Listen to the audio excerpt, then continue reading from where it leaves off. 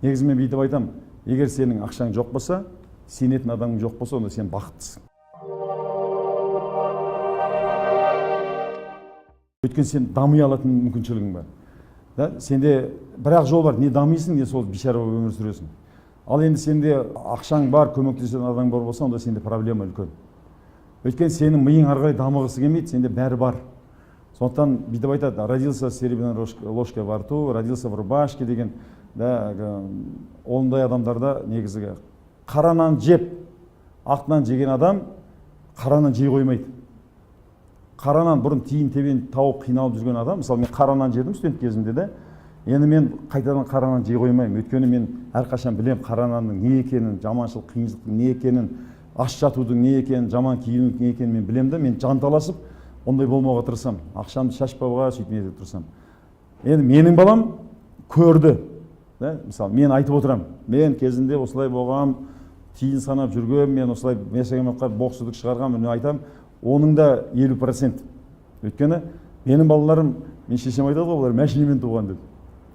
Өйткені олар туған кезде менде шопыр болды, мектепке мәшине тасиды, олар көрген жоқ, жаяу жүруді ұқпайды. Мәшине бір жаққа барса мәшине, сонысы таксида.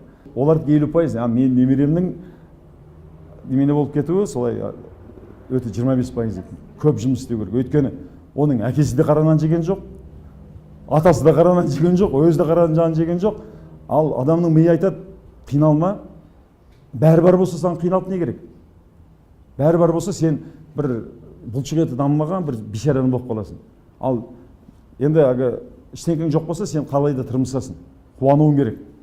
Кімнің ақшасы жоқ, кімнің демеушісі жоқ, айтыңдар, білем, мен керемет бақытты адам, мне повезло этой жизни. Маған өмірде сәтін салды. Шын айтам.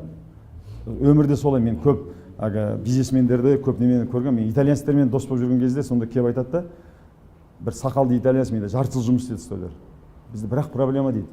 Баламыз наркоман емес пе? Егіліп келген жоқ па дейді. Мен Италияға барған кезде де Македа деген досым үлкен компаниялардың немесі болды, консультант. Сол айтады, мына материархат қой. Мына қазір кейін завод фабрикаға кім ие болады білмейміз дейді. Өйткені дейді, қазір бәрінде дейді, бір-бір үй, бір-бір машине, тіл білмейді, кешке жақын жиналып алады, тұрып кола ішеді, бірдеңкесін ішеді, пивасын ішеді, ештеңке істемейді дейді.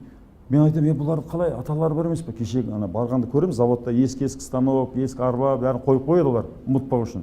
Бүкіл қай завод фабрикаға барсаң, ескі станоктары осыдан 100 жылғы, 150 жылғы тұрады.